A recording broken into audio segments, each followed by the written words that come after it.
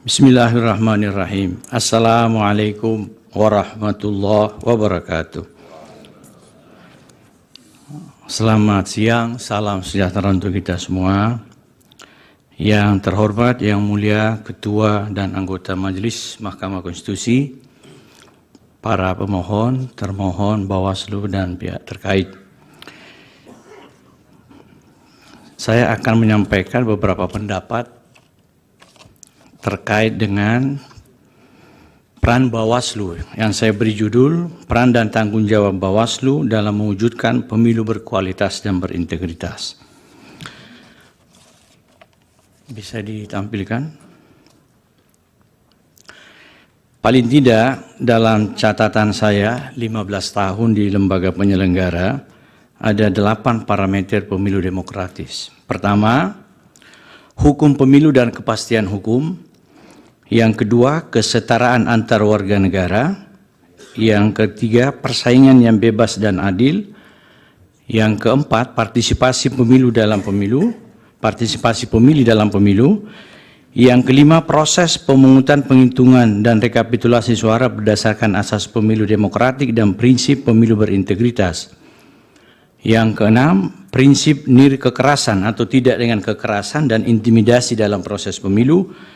Yang ketujuh adalah keadilan pemilu, dan 8 yang akan banyak saya sampaikan, penyelenggara pemilu yang mandiri, kompeten atau profesional, efisien, berintegritas, dan dengan kepemimpinan yang kuat serta efektif. Kita mengetahui di negara kita ada 3 lembaga penyelenggaraan pemilu yang posisinya setara, KPU, Bawaslu, dan DKPP. Kalimat undang-undangnya persisnya mengatakan bahwa KPU, Bawaslu, dan DKPP adalah satu kesatuan penyelenggaraan fungsi pemilihan umum. Maknanya, keberhasilan penyelenggaraan pemilu menjadi tanggung jawab kolektif 3 lembaga penyelenggara pemilu. Di undang-undang yang sama ditegaskan juga bahwa pemilu dilaksanakan oleh suatu komisi pemilihan umum yang bersifat nasional, tetap, dan mandiri. Ada 4 indikator penyelenggara pemilu yang mandiri atau independen.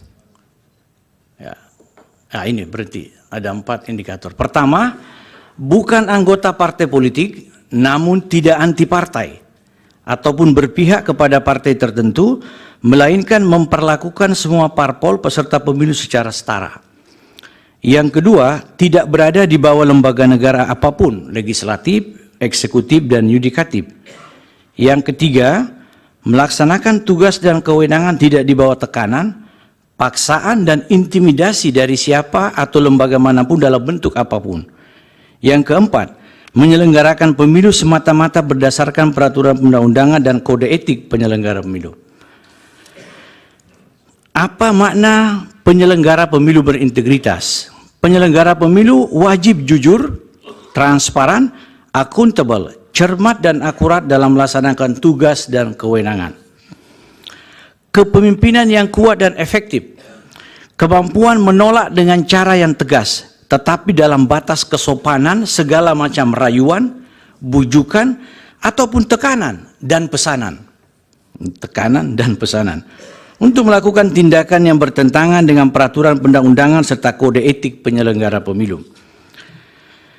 Yang mulia Majelis Konstitusi yang saya hormati, pembuat undang-undang dan masyarakat terlalu tinggi ekspektasinya kepada badan pengawas pemilu dengan indikator seperti ini.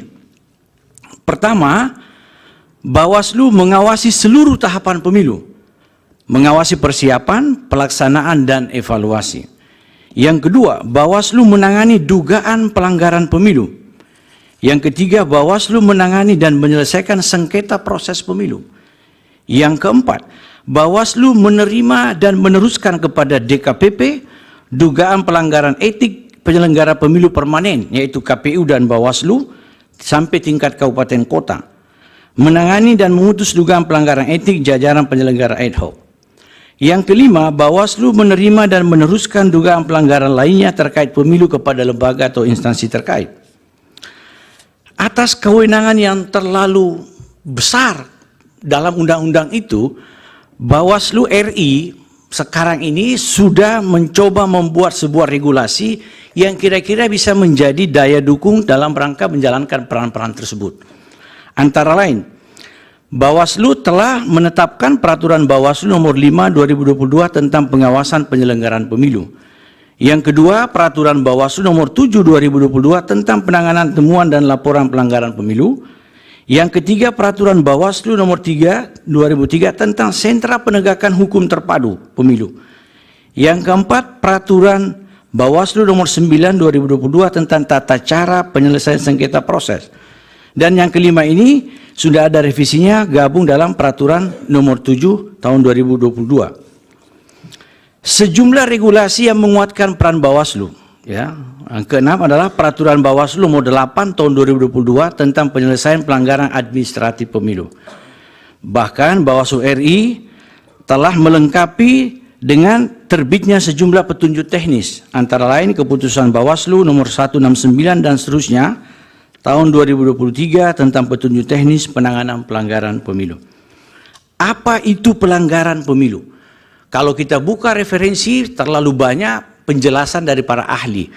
Tapi saya mencoba memberi makna tersendiri berdasarkan hasil kajian dan hasil penelitian saya. Pelanggaran pemilu adalah tindakan yang bertentangan, melanggar, atau tidak sesuai dengan peraturan undang-undangan yang mengatur mengenai pemilu.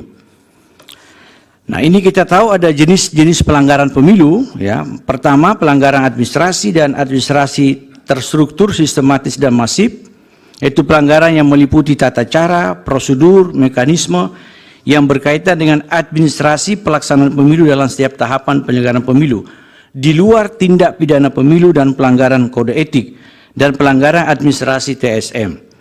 Kemudian tindak pidana pemilu, yaitu tindak pidana pelanggaran dan atau kejahatan terhadap ketentuan tindak pidana pemilu sebagaimana diatur dalam undang-undang yang mengatur mengenai pemilu. Tindak pidana pemilu diproses, ditangani, dan dinilai serta diputus oleh forum sentra gakumdu yang tidak hanya terdiri dari Bawaslu, tapi juga penyidik kepolisian dan penuntut kejaksaan. Lalu dugaan pelanggaran kode etik, yaitu pelanggaran terhadap sumpah janji.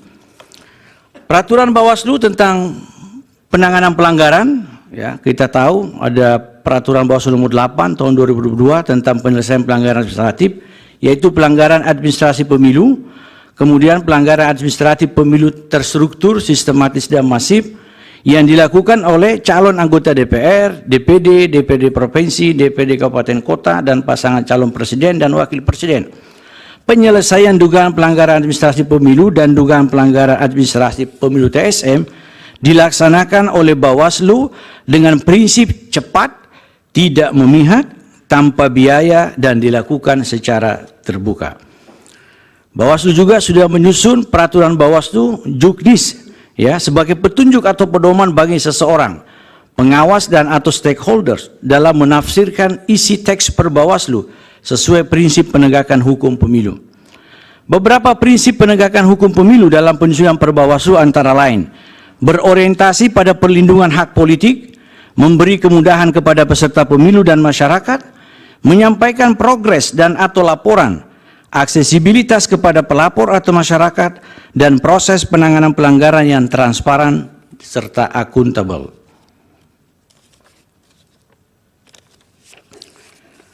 Peraturan Bawaslu terkait dengan temuan dan laporan. Jadi Bawaslu kalau kita lihat dari periode ke periode mengalami perkembangan yang menurut saya cukup konstruktif. Karena sekarang masih di era saya sebagai ketua Bawaslu, yang banyak itu adalah laporan. Laporan itu adalah bisa kita sebut sebagai pengawasan pasif Bawaslu. Masyarakat, warga negara, atau misalnya pemantau yang melaporkan. Nah, di era sekarang saya mencermati jajaran Bawaslu lebih melakukan pengawasan aktif sehingga yang banyak adalah temuan. Saya kira ini sebagai salah satu indikator bahwa fungsi pengawasan telah berjalan secara lebih progresif.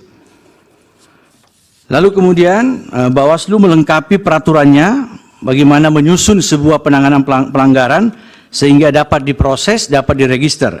Laporan disampaikan paling lama 7 hari sejak diketahui terjadinya dugaan pelanggaran pemilu.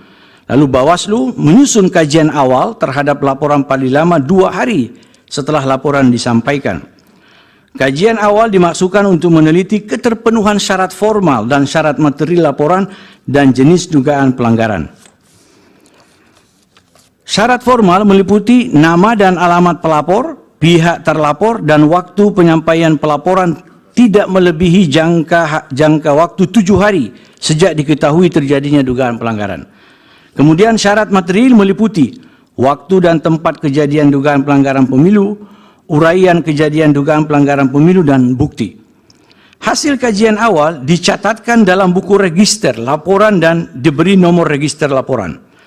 Laporan dinyatakan diterima setelah dicatatkan dalam buku register. Dalam hal setelah dilakukan register laporan terdapat pencabutan laporan oleh pelapor, proses penanganan pelanggaran tetap dilanjutkan jika sudah diregister.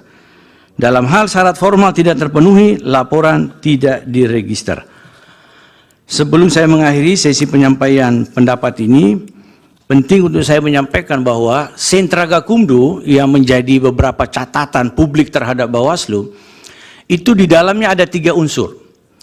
Dan pengalaman saya ketika menjadi ketua Bawaslu, dan saya mencermati sekarang ini, proses pengambilan keputusan itu sangat dinamis. Karena di dalamnya Bawaslu tidak dominan. Bawaslu hanya memfasilitasi rapat Sentra Gakumdu. Di situ ada penyidik kepolisian dan penuntut kejaksaan. Jika Bawaslu menganggap cukup bukti untuk dilakukan proses pidana pemilu, namun oleh penyidik dan penuntut tidak cukup bukti, maka hal itu tidak bisa ditindaklanjuti pada proses pengadilan. Terima kasih. Assalamualaikum warahmatullahi wabarakatuh. Dari Bawaslu ada